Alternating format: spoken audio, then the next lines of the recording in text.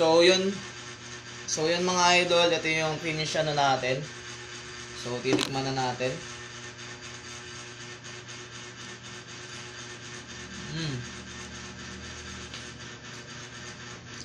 Panalo mga idol. Parang ano lang din naman siya.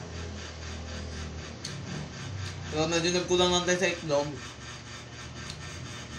Pero nagkaroon siya ng lasa dahil sa magic sarap saka dun sa dinagdag nating toyo. So, hindi ko na napakita sa video kanina. Pero sumarap naman siya. For good.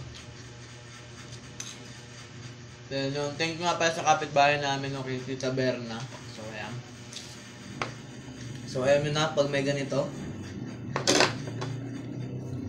May ganito. So, kare-kare. So, goods na goods. Then, thank you nga pala kay Tita Berna. Kay Tita Berna to galing guys sa kapitbahay namin. So, congrats din nga pala kay Tita. Shoutout sa Tita. Kasi, mag-start na siya bukas guys sa kanyang bagong trabaho. So, congrats. So, lamon na tayo guys.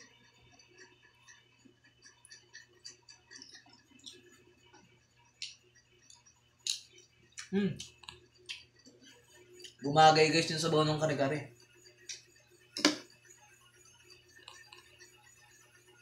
Bumagay guys dito sa ulam.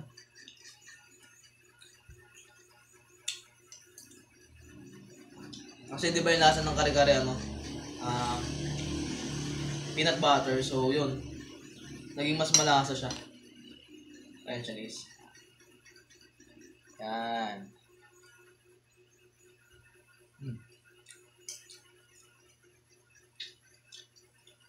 So, gulay.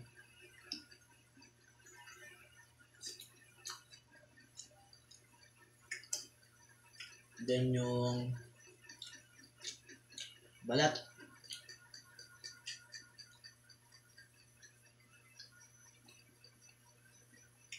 Sarap.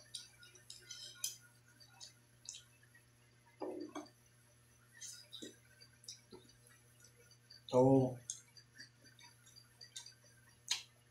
bali dalawang tip yun na i-share ko sa inyo guys.